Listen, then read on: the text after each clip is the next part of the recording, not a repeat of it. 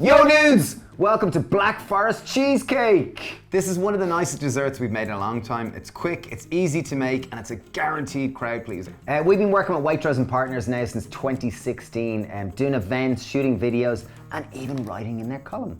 We stock some of our vegan products in their stores too. Yeah, they're making a big commitment to stock more vegan products. They're doing great stuff, and this video, we're working with them on this. So first step we're gonna do is we're gonna make our base. So we've got an 8-inch springform tin, 9-inch will also work too. Okay, for our base, into our food processor, you're gonna start with 150 grams of walnuts. So that's 150 grams of cashew nuts. So we're gonna put the lid on and we're gonna blend the nuts until they reach a breadcrumb-like texture. So we blended the nuts until they've reached a breadcrumb-like consistency. In on top of that, we've got 2 tablespoons of coconut oil. And I have 100 grams of dates. We're using the soft dates. If your dates are really hard, just soak them in boiling water. So obviously you want pitted dates, meaning that the stone is removed. That's just 100 grams. Okay, we put in our dates, our coconut oil, and we're gonna put it on and blend it. Blend it until it starts to come together, and just pour it into our lined springform tin. And then it's really a matter of compacting it down nice and firm. The reason why we're gonna compact is for 2 reasons. 1, we want it all to stick together and hold when we cut it. And 2, you get that beautiful, sexy division of layers.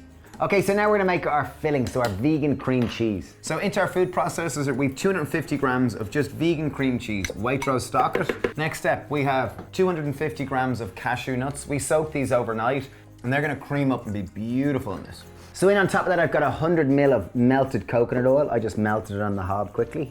150 ml of maple syrup, or any liquid sweetener of choice. And then we have a teaspoon of vanilla extract. Just gonna give a lovely vanilla note to our vegan cream cheese. Okay, lid on. We're gonna blend this for about 3 to 5 minutes until it's super smooth. If your food processor does start heating up, just give it a break and let it back again. Okay, so we blended that for about 3 minutes and it's beautiful and silky smooth. It's silky and smooth. And you'll be going, oh, that's a bit runny. Don't worry, don't worry. We're gonna leave it set in the fridge. And in it goes.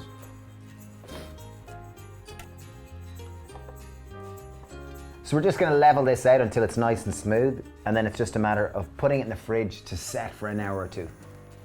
Traditionally in a Black Forest gâteau, there's always a jam. We're gonna make a cherry jam now. So you'll be able to get just cherries in syrup.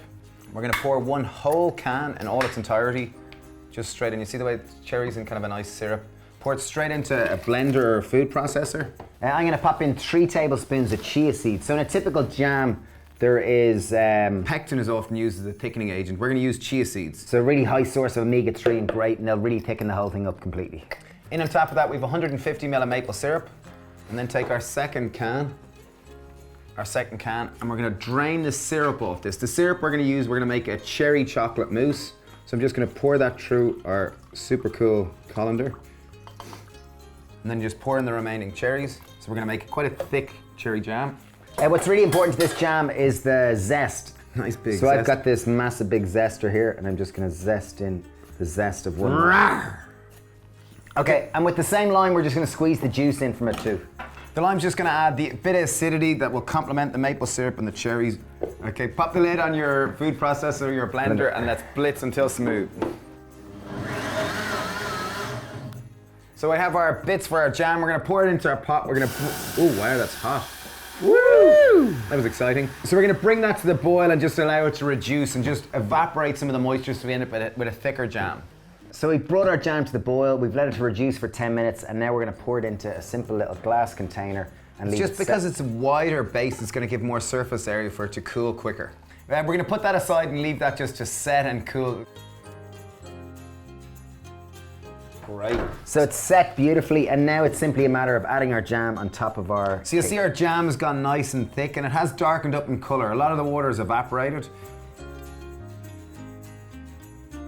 Next up, we're gonna make a cherry-infused chocolate mousse, and this is gonna be the icing on the cake, which is amazing. So we've got 200 grams of dark chocolate. I've got 1 Ecuadorian. What one's yours? Costa Rican. Costa Rican, so yeah. And we're simply gonna chop these up so it's nice and small and easy to melt. Okay, so we've chopped our chocolate, 200 grams of beautiful dark chocolate. The reason we chopped is it makes it easier to melt. Okay, most important bit about this chocolate mousse is 0.75. That's the ratio. So I've got a simple measuring jug. As we said, we've got 200 grams of dark chocolate. I'm going to measure in 150 ml of our syrup. I've just brought it to the boil so it'll really help encourage melting the chocolate. Wow, it's perfect. 150 ml to the nose. Beautiful.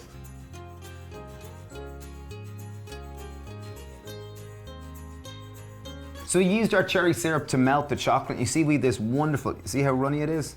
You might go, that's not a chocolate mousse, but wait for it. So we've got an ice bath, equal part ice and water. We're simply gonna put it on now and we're gonna create what's known as an emulsion. So we're simply going to stir it, and as the temperature reduces in the chocolate, it'll start to solidify and start to form a beautiful chocolate mousse. Yeah, what we're doing is we're creating an emulsion. As the cacao butter cools, it wants to go solid and it's creating a lovely mousse texture with the syrup. And it's lovely, you can even smell it now, the undertones of cherry, it's beautiful. So the texture you're looking for is, look, when you hold the whisk up, doesn't quite fall. You see a load of it's just stayed there? That is ready. Yeah. Boom. So a very important part is we've got a piping bag.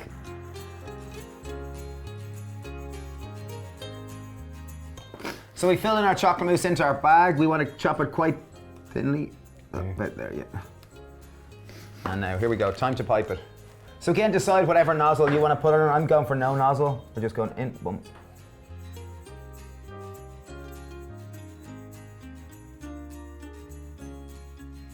Okay, so this is the moment we have been waiting for. This cake is amazing. We've let it set. Stephen is slightly nervous. Oh, We got one nice that's exploded. layerage.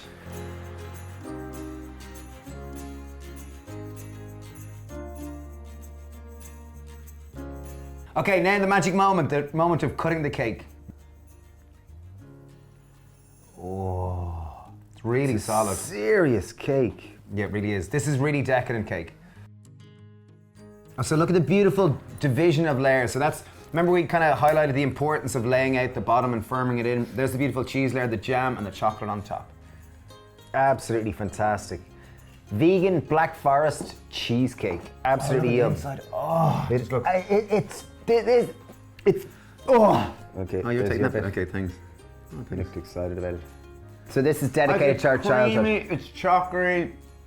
It's like just coats my mouth in this beautiful vanilla, chocolatey, cherry, nutty magicness. Anything? Really, really, just smooth, really silky It smooth. just tastes like more. Thank you for watching, really. Check out more videos we've done with Waitrose. There's lots over in their channel too. Lots of really good stuff.